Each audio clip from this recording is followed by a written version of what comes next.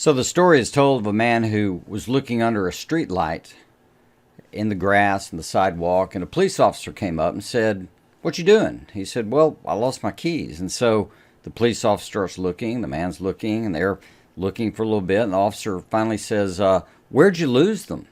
He said, "Oh, about a half a block down the street."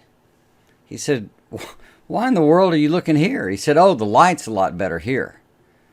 We just as easily waste time on all kinds of things.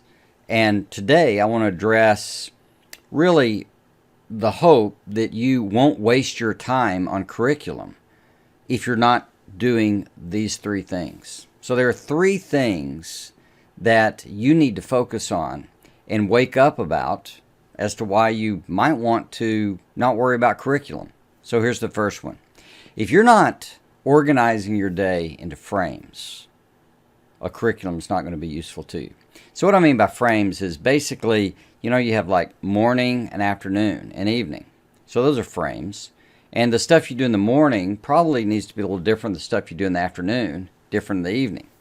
You could have frames in a week, obviously, when you do laundry or in a day cooking a meal. Or it could be yard work, or it could be going to work. It could be any number of things. But working inside of frames actually allows you to organize your activities. So with kids in homeschooling, frames mean there's going to be a time where they're focused on schoolwork, another time when they're focused on play, etc. If this is sporadic and unpredictable, what good's a curriculum going to do? Because they're trying to get you to go in order anyway. So if you don't have the ability to create any order around time frames, it's a waste of time. Number two, if you're not maintaining a high standard for learning for both yourself and your kids, a high standard for learning, you've got to want to learn and hold that to a standard. And you've got to want your kids to learn and hold it to a standard. If you're not doing that, what good's a curriculum? And you might be sitting there thinking, wait a minute, Dr. Lybrand, people all want to learn, but I tell you they don't. A lot of people that homeschool that I talk out of it because they have real no interest in their kids growing and learning how to read or write or anything that would math that we traditionally think about with school.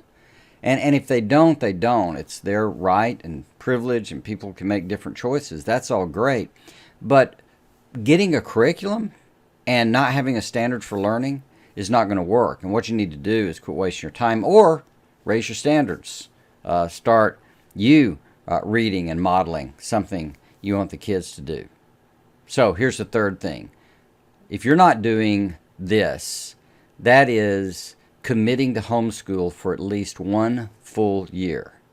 You're wasting your time on curriculum because that period of time at least gives it a real shot. Just trying a little bit and thinking every few weeks, do I like this or not? Do I like this or not? That's just going to, make your heart race. You want to establish a year, a full calendar year, and do homeschool if you're going to try it. Get a curriculum. Great, try it. But if you don't commit to that year, you're going to find it's going to be frustration. You're just going to waste your time and money on a curriculum. So those are the three things. Don't waste your time on curricula if you're not doing these three simple things.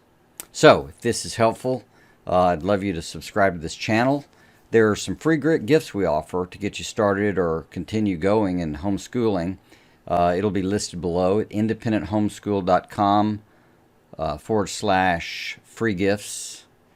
And there's another video on how to select a curriculum that I offer, and I'll provide that below too. Anyway, hope this helps.